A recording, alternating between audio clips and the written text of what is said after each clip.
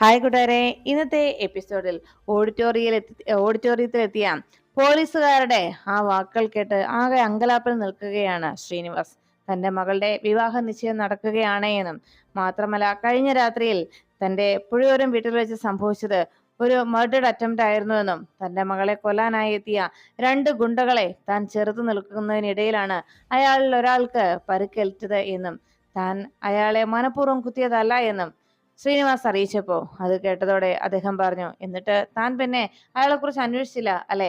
എന്നാൽ തന്റെ കൈകൊണ്ട് കുത്തേറ്റ അയാൾ നിങ്ങളുടെ പറമ്പിന്റെ തൊട്ടപ്പുറത്തുള്ള പറമ്പിൽ രക്തത്തിൽ വാർന്നു കുളിച്ച് അവിടെ കിടക്കുകയായിരുന്നെന്നും പിറ്റേന്ന് രാവിലെ അവിടെ ഉണ്ടായിരുന്ന ആളുകൾ കണ്ട് പോലീസിൽ വിവരം അറിയിച്ചപ്പോഴാണ് അയാളെ ഹോസ്പിറ്റലിൽ എത്തിച്ചതെന്നും ഇപ്പോൾ അയാളുടെ നില വളരെ ക്രിട്ടിക്കൽ ആയിരുന്നെന്നും ഇത്രയും നേരം അയാൾ രക്തം നഷ്ടപ്പെട്ട് അയാൾ ആ വഴിയിൽ കിടക്കുകയായിരുന്നു എന്നുള്ള കാര്യം മറക്കണ്ടായെന്നും അയാളെ എടുത്തുകൊണ്ട് പോകുന്ന സമയത്ത് താനാണ് അയാളെ കുത്തിയതെന്ന് അയാൾ നൽകിയ മൊഴിയുടെ അടിസ്ഥാനത്തിലാണ് ഇപ്പോൾ ശ്രീനിവാസനെ ഞങ്ങൾ അറസ്റ്റ് ചെയ്യുന്നത് എന്നും ഒരുപക്ഷെ ഹോസ്പിറ്റലിൽ ക്രിട്ടിക്കൽ അവസ്ഥയിൽ കഴിയുന്ന ആ ഗുണ്ടയ്ക്ക് അയാൾക്ക് എന്തെങ്കിലും സംഭവിച്ചാൽ, അയാൾക്ക് എന്തെങ്കിലും ആപത്തുണ്ടായാൽ പിന്നെ ഒരു മർഡറിന് വേണ്ടിയുള്ള അല്ലെങ്കിൽ ഒരു കൊലയാളി എന്നുള്ള ഒരു പേര് കൂടി ശ്രീനിവാസിന് മേൽ വീഴുമെന്നും അതിന്റെ ശിക്ഷ കൂടി അനുഭവിക്കേണ്ടി വരുമെന്നും ശ്രീനിവാസനോട് പോലീസ് അറിയിച്ചു. എല്ലാം കേട്ടതോടെ ആകെ തകർന്നു നിൽക്കുന്ന ശ്രീനിവാസനടുത്തേക്ക് എത്തി ആകെ സങ്കടത്തോടെ കൃഷ്ണ പൊട്ടിക്കരഞ്ഞുകൊണ്ട് അച്ഛ എന്ന് വിളിക്കുമ്പോൾ അടുത്തു നിന്ന് ആനന്ദമായിട്ടുള്ള വിവാഹ നിശ്ചയത്തിനായി തയ്യാറെടുപ്പുകൾ നടത്തിയിരിക്കുന്നതിനാൽ ഉടനെ തന്നെ ശ്രീനിവാസന്റെ കൂട്ടുകാരനായ അരവിന്ദ് ആകെ ഞെട്ടലോടെ നിൽക്കുകയാണ്. അപ്പോഴേക്കും ശ്രീനിവാസന്റെ ഭാര്യ അശ്വതി വേഗം മുന്നിലേക്ക് വന്നിട്ട് പറഞ്ഞു, ആനന്ദേ, ഇറങ്ങി വാടാ, ഇവിടെ ഒരു കൊലയാളിയുടെ മകളെ മരുമകളായി സ്വീകരിക്കുവാനുള്ള ഗതികേടൊന്നും ഞങ്ങൾക്കില്ല എന്നതായിരുന്നു അശ്വതിയുടെ മറുപടി. അത് കേട്ടതോടെ ശ്രീനിവാസ പറഞ്ഞു, അശ്വതി വിചാരിക്കുന്ന പോലെ ഒന്നുമല്ല, കാര്യങ്ങൾ എന്താണ് സംഭവിച്ചതെന്നും എന്താണ് ഉണ്ടായതെന്നും വിശദമായി ഞാൻ പറയാം. ഇപ്പോ തൽക്കാലം ഈ ചടങ്ങ് നടക്കട്ടെ എന്ന് പറഞ്ഞപ്പോ, ഇല്ല, ഇങ്ങനെ ഒരു മരുമകളെ തനിക്ക് ആവശ്യമില്ല എന്നും ആനന്ദെ ഇങ്ങോട്ട് ഇറങ്ങി വാടാ എന്ന് പറഞ്ഞ് അശ്വതി ദേഷ്യത്തോടെ ആനന്ദിനെ വിളിച്ചു. ആനന്ദ് അവിടെ നിന്ന് ഇറങ്ങുമ്പോഴേക്കും അരവിന്ദനോട് അശ്വതി പറഞ്ഞു, ദേ മനുഷ്യ, നിങ്ങൾ വരുന്നുണ്ടോ? ഇല്ലെങ്കിൽ നിങ്ങൾ ഇവിടെ തന്നെ നിന്നോ കൂട്ടുകാരന്റെ കൂടെ. ഞാനും എന്റെ മോനും എന്തായാലും ഇവിടെ നിന്ന് ഇറങ്ങുവാ, ഇങ്ങനെ ഒരു ബന്ധം നമുക്ക് ആവശ്യമില്ല എന്ന് പറഞ്ഞ് അശ്വതി ബഹളം ഉണ്ടാക്കുകയും അവിടെ നിന്ന് ആനന്ദിനെയും വിളിച്ചുകൊണ്ട് അവിടെ നിന്ന് ഇറങ്ങുന്നു. ഈ കാഴ്ച കണ്ടതോടെ ആകെ തകർന്നു നിൽക്കുന്ന ശ്രീനിവാസ് അവരോട് അപേക്ഷിക്കാൻ ശ്രമിക്കുന്ന കണ്ടപ്പോ കൃഷ്ണ പറഞ്ഞു, അച്ഛാ വേണ്ട, നമ്മളെ മനസ്സിലാക്കാൻ കഴിയാത്ത, നമ്മളെ തിരിച്ചറിയാൻ കഴിയാത്ത ആളുകളുമായിട്ട് ഒരു ബന്ധവും നമ്മൾ നേടാതിരിക്കുന്നതാണ് അച്ഛാ എന്തുകൊണ്ടും നല്ലത്. അതിനുശേഷം കൃഷ്ണ അശ്വതി നോക്കിയിട്ട് പറഞ്ഞു, നിങ്ങൾക്ക് എൻ്റെ അച്ഛനെ വിശ്വാസമായിട്ടുണ്ടാവില്ല, എന്നാൽ എനിക്ക് ഉറപ്പാണ്, എനിക്ക് വിശ്വാസമാണ്, എൻ്റെ ജീവൻ രക്ഷിക്കാനാണ് എൻ്റെ അച്ഛൻ അങ്ങനെ ഒരു അതിക്രമം കാട്ടിയത്. അവിടെ വീട്ടിൽ കയറി വന്നവരാണ് യഥാർത്ഥത്തിൽ കൊലയാളികൾ. അവർ കൊല്ലാനായി എത്തിയവർ അവരിൽ നിന്ന് എൻ്റെ ജീവൻ രക്ഷിക്കാനായിട്ടാണ് എൻ്റെ അച്ഛൻ അവരോട് എതിർത്തത്. അപ്പോൾ സംഭവിച്ച ഒരു കയ്യബദ്ധം മാത്രമാണത്. അത് മനസ്സിലാക്കാനും തിരിച്ചറിയാനുമുള്ള വിവേചനശേഷി നിങ്ങൾക്കില്ല എങ്കിൽ നിങ്ങളുമായ ഒരു ബന്ധത്തിന് എനിക്കും താല്പര്യമില്ല എന്ന് കൃഷ്ണ പറയുന്നതോടെ ദേഷ്യപ്പെട്ടുകൊണ്ട് അവിടെ നിന്ന് അശ്വതിയും കുടുംബവും മടങ്ങി. ഇത് കണ്ടതോടെ അടുത്തു നിന്ന സത്യവതിക്കും മൂർത്തിക്കും വലിയ സന്തോഷമായി. അപ്പോഴാണ് അവിടേക്ക് വന്ന ആ കാഴ്ച കണ്ട് കൃഷ്ണമൂർത്തി അരികിലേക്ക് എത്തിയപ്പോ ഉടനെ തന്നെ കൃഷ്ണയെ ചേർത്ത് പിടിച്ച് അമ്മായി സത്യവതി പറഞ്ഞു, മോള് വിഷമിക്കാതെ, ഇൻസ്പെക്ടർ സർ, എന്താ ഇവിടെ സംഭവിക്കുന്നത്, എന്തൊക്കെ ഇവിടെ നടക്കുന്നത് എന്ന് ചോദിച്ചപ്പോഴേക്കും സേ പറഞ്ഞു, മാഡം, ഞങ്ങൾക്ക് ഇപ്പോ ഇത് ചെയ്യാനേ കഴിയൂ. ഇങ്ങനെയൊരു ചടങ്ങിന് ഈ രീതിയിൽ ഒരു മുടക്കം വരുത്തിയെങ്കിൽ അതിന് ക്ഷമിക്കണം. പക്ഷേ നിയമത്തിന്റെ രീതിയിലല്ലേ കാര്യങ്ങൾ മുന്നോട്ട് നയിക്കൂ. അതുകൊണ്ട് ഇവിടെ ഒരു ക്രൈം നടന്നിട്ടുണ്ടെങ്കിൽ അത് കൃത്യമായി മനസ്സിലാക്കി അതിന്റെ നിയമവശങ്ങൾ നടപ്പിലാക്കേണ്ടത് ഞങ്ങളുടെ ഡ്യൂട്ടിയാണ്. അതുകൊണ്ട് തൽക്കാലം നിങ്ങൾ ഞങ്ങളോട് സഹകരിച്ചേ പറ്റൂ എന്ന് അറിയിച്ചു. എല്ലാം കേട്ടതിന് ശേഷം ആകെ തകർന്നു നിൽക്കുന്ന അടുത്തു നിന്ന് ശ്രീനിവാസിന് നേരെ നോക്കിയിട്ട് അദ്ദേഹം സി ഐ സാർ സോറി പറയുമ്പോഴേക്കും ശ്രീനിവാസ് പറഞ്ഞു, സാർ, ഇനി എന്ത് നഷ്ടം തനിക്കുണ്ടാകാനാണ്? എൻ്റെ ഏറ്റവും വലിയ സ്വപ്നം ഇപ്പോൾ തകർന്നിരിക്കുന്നത്. സാർ, എന്നെ ശിക്ഷിച്ചോളൂ, എൻ്റെ കയ്യിൽ വിലങ്ങണിയിച്ചോളൂ, എന്നെ അറസ്റ്റ് ചെയ്തോളൂ എന്ന് പറഞ്ഞ് സ്വയം തന്നെ ശ്രീനിവാസ് കീഴടങ്ങിയതുപോലെ നിന്നു. ഉടനെ കയ്യിൽ വിലങ്ങണിയിച്ച് ശ്രീനിവാസനെ കൊണ്ടുപോകുന്ന കാഴ്ച കണ്ടപ്പോൾ അത് സഹിക്കാനാകാതെ കൃഷ്ണ അലമുറിയിട്ട് കരയുകയാണ്. അച്ഛാ എന്ന് ഉറക്കെ നിലവിളിച്ചപ്പോൾ തന്റെ മകളുടെ ആ വിളി കേട്ട് അവളെ എന്ത് പറഞ്ഞ് ആശ്വസിപ്പിക്കണമെന്നറിയാതെ പോലീസ് ജീപ്പിലേക്ക് കയറിയിരിക്കുന്ന ശ്രീനിവാസന്റെ അരികിലേക്ക് ഓടിയെത്തിയ കൃഷ്ണ അച്ഛാ എന്ന് വിളിച്ചു. ഉടനെ ശ്രീനിവാസ് പറഞ്ഞു, മോള് വിഷമിക്കാതെ, അച്ഛൻ ഉടനെ തന്നെ എത്താം എന്ന് പറഞ്ഞ് ശ്രീനിവാസനെ വലിയൊരു ചതിയിൽ വീണ്ടും കുരുക്കിയതിന്റെ സന്തോഷമായിരുന്നു ആ നിമിഷം അവിടെ നിന്ന് കൃഷ്ണമൂർത്തിക്കും സത്യവരിക്കും. പിന്നീട് ശ്രീനിവാസനെ അവിടെ നിന്ന് പോലീസ് കൊണ്ടുപോകുമ്പോൾ വഴിയേരത്ത് ഫോണിൽ സംസാരിച്ചു കൊണ്ടിരിക്കുന്ന സിത്താരയെ ജീപ്പിൽ വെച്ച് ശ്രീനിവാസ് കാണാനിടയായി. ഇനി ഒരു പക്ഷേ ഇത് സിത്താരയുടെ ചതിയായിരിക്കുമോ എന്നൊരാശങ്കയായിരുന്നു അപ്പോൾ ശ്രീനിവാസനെ അലട്ടിയത്. ശ്രീനിവാസുമായി പോലീസ് പോകുന്ന ആ കാഴ്ച കണ്ട് സന്തോഷത്തോടെ നിൽക്കുകയാണ് സിത്താര. ഉടനെ മുന്നോട്ട് കുറച്ചു ദൂരം കാറ് പോയി കഴിഞ്ഞപ്പോഴേക്കും കൃഷ്ണയുമായി വരുന്ന വഴി കണ്ട ആ ക്ഷേത്രത്തിനടുത്ത് വണ്ടി നിർത്തിയിട്ട് സിത്താര ഗാഥയോട് പറഞ്ഞു, നമുക്ക് ഈ ക്ഷേത്രത്തിൽ കയറി ഒന്ന് തൊഴാം. ഉടനെ ഗാഥ ചോദിച്ചു, ഓ ഇനി അതും വേണമല്ലേ എന്ന് പറഞ്ഞ് മനസ്സെല്ലാം മനസ്സോടെ അമ്മയുടെ നിർബന്ധപ്രകാരം ആ ക്ഷേത്രത്തിൽ കയറി തൊഴാൻ ഗാഥ തയ്യാറായി. അവിടെ തൊഴുതു നിൽക്കുന്നതിനിടയിൽ സിത്താര പറഞ്ഞു കൃഷ്ണയ്ക്ക് വേണ്ടി താൻ ചെയ്ത വഴിപാടുകളെ കുറിച്ചൊക്കെ.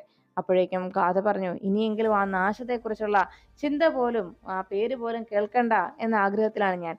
എന്തായാലും അവളെ ഈ നാട്ടിൽ നിന്ന് തന്നെ പറിച്ചറിയുകയാണല്ലോ, അത് തന്നെ വലിയൊരു ആശ്വാസം എന്നൊക്കെ പറയുമ്പോൾ ആ നാശം പിടിച്ചവളുടെ ജീവൻ അങ്ങ് പോയാൽ മതിയായിരുന്നു എന്നൊക്കെ കൃഷ്ണയെ കുറിച്ച് മോശമായി ഗാഥ പറയുമ്പോൾ അത് കേട്ടുനിന്ന സിത്താര ഗാഥയെ തടഞ്ഞു. മോളെ, നമ്മൾ ക്ഷേത്ര സന്നിധിയിലാണ് വന്നിരിക്കുന്നത്, ഇവിടെ വെച്ച് ഇത്തരം വാക്കുകളൊന്നും പറയല്ലേ എന്ന് പറഞ്ഞതും, ഓ പിന്നെ അവളെ ചീത്ത പറയാനായിട്ട് ഇനി ഒരു മുറിയെടുത്ത് അതിനകത്തിരുന്ന് പറയാം എന്ന് ഗാഥ ദേഷ്യപ്പെട്ടു. അപ്പോഴേക്കും സിനി പറഞ്ഞു, അതെ ഗാഥ മേഡം, ഇങ്ങനെയൊരു നല്ലൊരു ജീവിതം, നവീനമായിട്ട് നല്ലൊരു ജീവിതം ഗാഥ മേഡത്തിന് ഉണ്ടാക്കി തരാനായി കൃഷ്ണ കുറെ പാടുപെട്ടതാണല്ലോ. അതുകൊണ്ട് കൃഷ്ണയെക്കുറിച്ച് ഓർക്കുമ്പോഴെങ്കിലും ഇനിയെങ്കിലും ഒരു നല്ല രീതിയിൽ കൃഷ്ണയെക്കുറിച്ച് ചിന്തിക്കുകയും ഓർക്കുകയും ചെയ്യുന്നത് നന്നായിരിക്കുമെന്ന് സിനി പറയുന്നത് കേട്ട് കൃഷ്ണയ്ക്ക് വല്ലാത്ത ദേഷ്യമായി. നിങ്ങളെ എൻ്റെ മമ്മിയുടെ കയ്യിൽ നിന്ന് പണം കൈപ്പറ്റിയിട്ട് നിങ്ങൾ അവൾക്ക് വേണ്ടി എൻ്റെ അടുത്ത് ഒത്താശ പറയുന്നു. ഒരു കാര്യം ഞാൻ പറഞ്ഞേക്കാം, അവൾ എൻ്റെ ബദ്ധ ശത്രുവാണ്. അവൾക്ക് വേണ്ടി നിങ്ങൾ സംസാരിക്കുന്നത് എനിക്ക് ഇഷ്ടമല്ല എന്ന് പറഞ്ഞപ്പോ ഗാഥ മേഡം ഞാൻ മോശമായിട്ടൊന്നും പറഞ്ഞില്ലല്ലോ എന്നതായിരുന്നു സിനിയുടെ ചോദ്യം. നിങ്ങളൊന്നും സംസാരിക്കണ്ട, എനിക്കെല്ലാം മനസ്സിലായി എന്ന് പറഞ്ഞ് ഗാഥ വല്ലാതെ ഷൗട്ട് ചെയ്യുന്നു. അപ്പോഴേക്കും ഗാഥ തൊഴാനായി അപ്പുറത്തേക്ക് മാറി നിൽക്കുന്ന സമയത്ത് ഗാഥയുടെ മനസ്സിലേക്ക് ഓടിയെത്തിയിട്ട് നവീന്റെ അരികിലേക്ക് താൻ ചെന്ന് കയറുമ്പോൾ ഉണ്ടാകാൻ പോകുന്ന ആ ഒരു രംഗമായിരുന്നു. കളരിക്കലേക്ക് പ്രസാദവുമായി കയറി ചെല്ലുന്ന ആ ഗാഥയ്ക്കരികിലേക്ക് നവീനെത്തി. എന്താ ഇങ്ങനെ നോക്കുന്നത് എന്ന്, താൻ എന്താ ക്ഷേത്രത്തിൽ പോയി പ്രാർത്ഥിച്ചതെന്ന് ചോദിച്ചപ്പോൾ, എന്റെ നവീനെ കുറിച്ചല്ലാതെ ഞാൻ പിന്നെ ആരെക്കുറിച്ചാണ് പ്രാർത്ഥിക്കുന്നത്, നവീന് നല്ലത് വരട്ടെ എന്നും നവീൻ എന്ന് സന്തോഷമുണ്ടാകണേ എന്നുമായിരുന്നു തന്റെ പ്രാർത്ഥനയെന്ന് ഗാഥ പറയുമ്പോൾ അത് കേട്ട നവീൻ പറഞ്ഞു, അതെ ഇനി മുതൽ പ്രാർത്ഥിക്കുമ്പോൾ ഒരാൾക്ക് വേണ്ടി മാത്രം പ്രാർത്ഥിച്ചാൽ പോരാ, 2 പേർക്ക് വേണ്ടി പ്രാർത്ഥിക്കണം. മറ്റൊരാൾക്ക് കൂടി, എനിക്ക് ഏറ്റവും പ്രിയപ്പെട്ട, ഞാൻ ഈ ലോകത്ത് ഏറ്റവും കൂടുതൽ സ്നേഹിക്കുന്ന ഒരാൾക്ക് കൂടി വേണ്ടി പ്രാർത്ഥിക്കണം.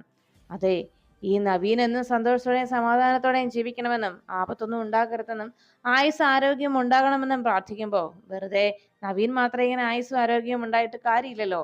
കൂടെ നവീൻ സ്നേഹിക്കുന്ന ഗാഥ എന്ന ആ പെൺകുട്ടിക്ക് കൂടി ആയുസ്സും ആരോഗ്യവും ഉണ്ടാവണ്ടേ. അതുകൊണ്ട് ഇനി മുതൽ പ്രാർത്ഥിക്കുമ്പോൾ ഗാഥയ്ക്ക് കൂടി വേണ്ടി പ്രാർത്ഥിക്കണമെന്ന് നവീൻ അറിയിച്ചു.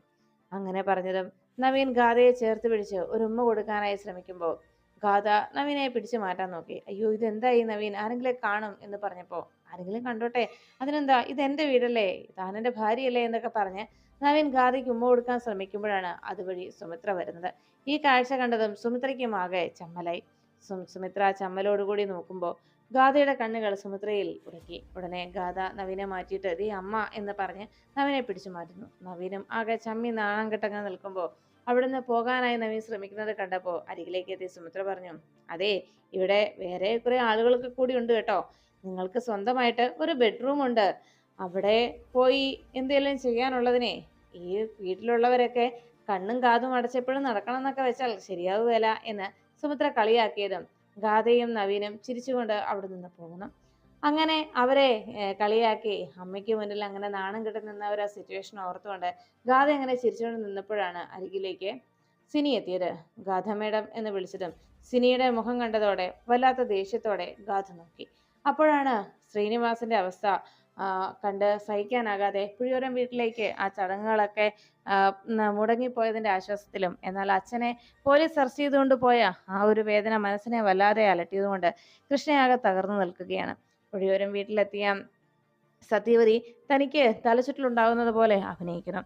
അങ്ങനെ തങ്കം സത്യവതിയെ സമാധാനപ്പെടുത്തി തങ്കത്തിനെ ചേർന്ന് തങ്കത്തിന്റെ തോളിലേക്ക് ചേർന്ന് അങ്ങനെ തലചായ്ച്ച് സത്യവതി അങ്ങനെ ഇരിക്കുമ്പോൾ മനസ്സിൽ തന്റെ ലക്ഷ്യങ്ങൾ പൂർത്തിയാകുന്നതിന്റെ സന്തോഷമായിരുന്നു. അപ്പോഴേക്കും കൃഷ്ണ പറഞ്ഞു, നമുക്ക് സ്റ്റേഷനിലേക്ക് പോകാം, ഏത് വിധേനയും അച്ഛനെ പുറത്തിറക്കിയേ തീരൂ എന്നൊക്കെ പറഞ്ഞപ്പോൾ സത്യവതി കേട്ടിട്ട് പറഞ്ഞു, വേണ്ട, മോളിപ്പോ അങ്ങോട്ട് പോകണ്ട. കാരണം അവിടെ ചെന്ന് ആ കാഴ്ച കണ്ടാൽ മോൾക്ക് അത് സഹിക്കാൻ കഴിഞ്ഞെന്ന് വരില്ല. മോൾ അവിടെ അലമുറയിട്ട് കരയും, അത് തീർച്ചയാ. അതുകൊണ്ട് മോള് പോകണ്ട.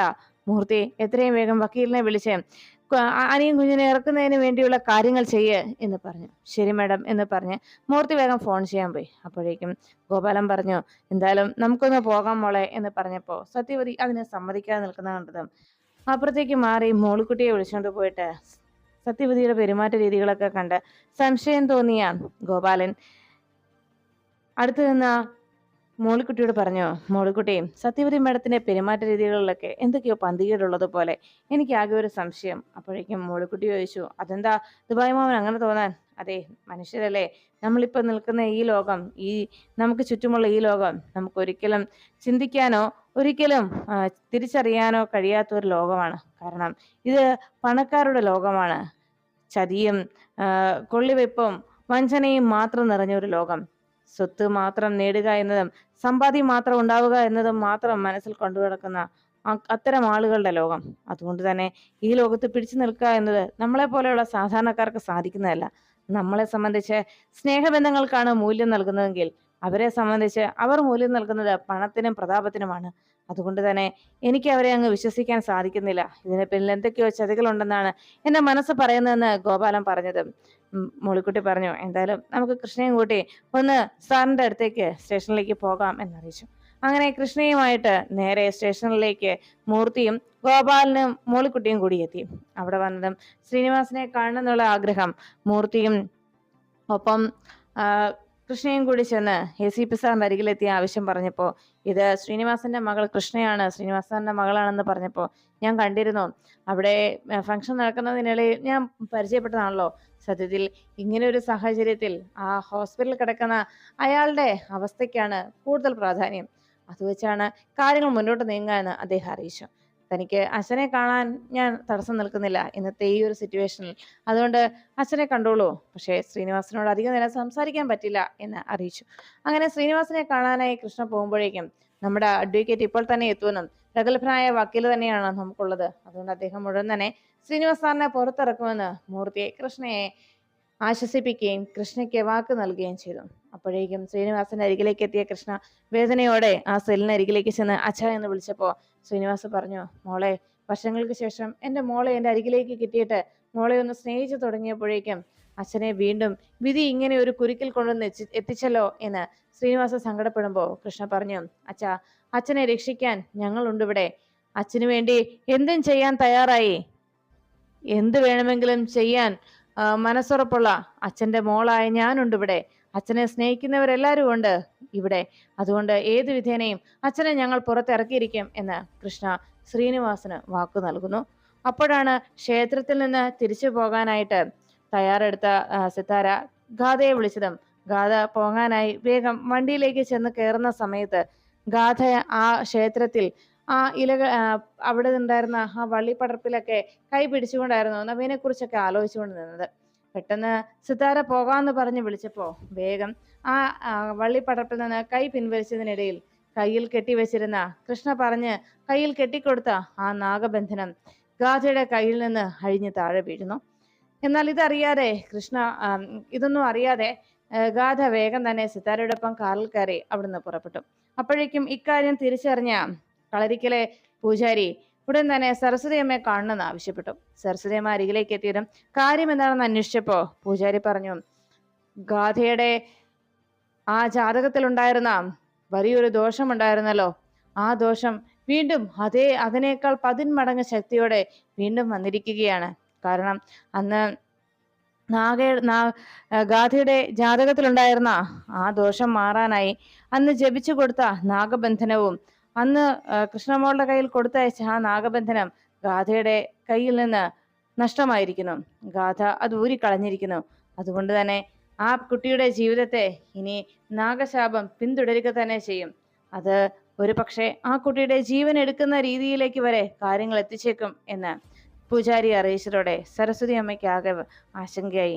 ഈശ്വരന്മാരെ വീണ്ടും പരീക്ഷണമാണോ എന്റെ നാഗദൈവങ്ങളെ എന്ന് വേദനയോടെ സരസ്വതി അമ്മ ഈശ്വരന്മാരെ വിളിക്കുമ്പോൾ അതെല്ലാം കേട്ടുകൊണ്ട് അപ്പുറത്ത് മാറുന്ന പൂജാരി പറഞ്ഞു, നാഗദൈവങ്ങളെ വീണ്ടും ഇത്തരത്തിലൊരു പരീക്ഷണമോ, ഒരു പെൺകുട്ടിയുടെ ജീവൻ ആപത്തുണ്ടാകാതെ എല്ലാം മംഗളകരമാക്കി തരണേ എൻ്റെ നാഗദൈവങ്ങളെ എന്ന് പൂജാരിയും പ്രാർത്ഥിക്കുമ്പോൾ അഹങ്കാരവും അതിനേക്കാൾ ഉപരി അഹന്തയും മനസ്സിൽ കൊണ്ടു നടന്ന ഗാഥയ്ക്ക് കൃഷ്ണ എന്ന ദൈവാനുഗ്രഹമുള്ള ആ പെൺകുട്ടിയോടുള്ള ഗാഥയുടെ അടങ്ങാത്ത പകയ്ക്കുള്ള തിരിച്ചടിയായി ആ നാഗബന്ധനം കയ്യിൽ നിന്ന് നഷ്ടമായതോടെ കൃഷ്ണ നേടിക്കൊടുത്ത ആ വലിയൊരു ജീവിതത്തിന് അവസാനം അഹങ്കാരം കൊണ്ടും അഹന്ത കൊണ്ടും സ്വയം മരണമെന്ന വിരുന്നുകാരനെ വീണ്ടും സ്വീകരിക്കാൻ ഗാഥ സ്വയം വഴിയൊരുക്കിയിരിക്കുന്നു.